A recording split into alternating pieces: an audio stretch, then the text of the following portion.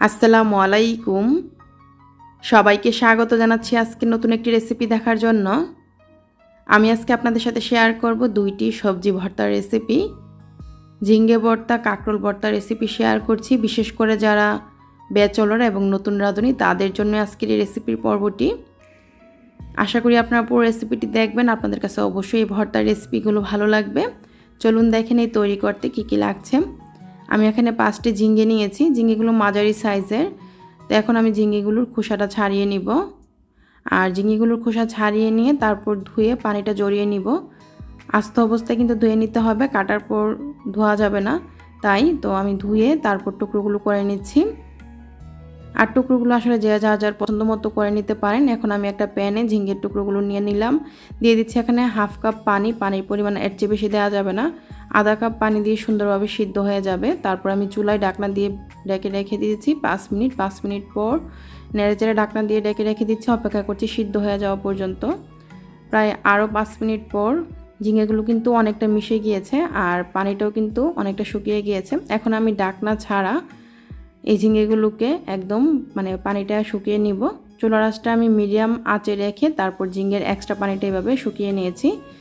তারপর আমি নামিয়ে নিয়েছি ঝিঙ্গেগুলো। এখন আমি এখানে কাকরোল ভর্তার জন্য কাকরোলগুলো নিয়ে নিচ্ছি। আমি এখানে 4টি কাকরোল, যে দাঁড়ালো অংশটা কাকরোলের বাইরের সাইডের, তো এটাকে আমি একটা গ্রেটারের সাহায্যে ফেলে দিয়েছি। তারপর কাকরোলগুলোকেও কিন্তু ধুয়ে নিয়েছি, আর এখন এই কাকরোলগুলোকে টুকরো করে নিচ্ছি। ছোটো বড় যেমন খুশি তেমনই টুকরো করা যাবে, ধরা বাঁধা নেই।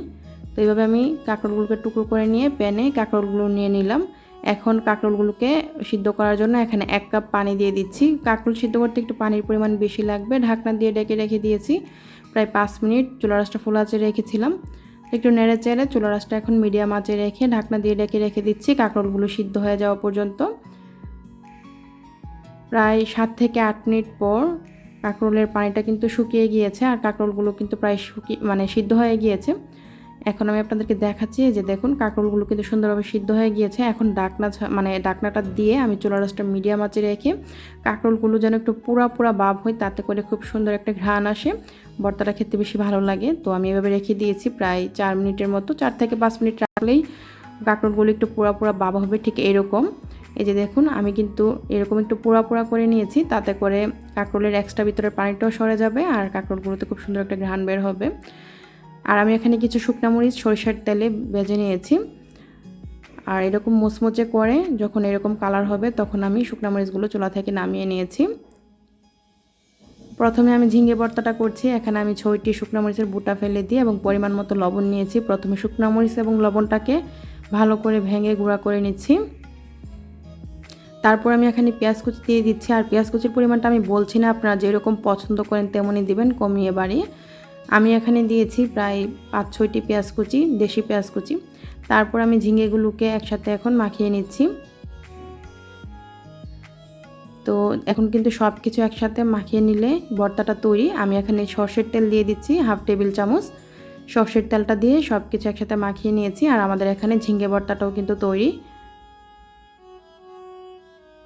এখন আমি আপনাদেরকে কাঁকরোল ভর্তাটা তৈরি করে দেখাচ্ছি। আমি এখানে প্রায় 7-8টি শুকনো মরিচ বুটা ফেলে দিয়ে নিয়েছি, আর পরিমাণ মতো লবণ নিয়েছি। ঝালের পরিমাণটা আপনারা যেরকম পছন্দ করেন আপনাদের পছন্দ মতো দিবেন। তারপর আমি শুকনো মরিচ এবং লবণটাকে মাখিয়ে নিয়েছি, আর এখানে দিয়ে দিলাম পেঁয়াজ কুচি। আমি এখানে 1/3 কাপ পেঁয়াজ কুচি দিয়েছি।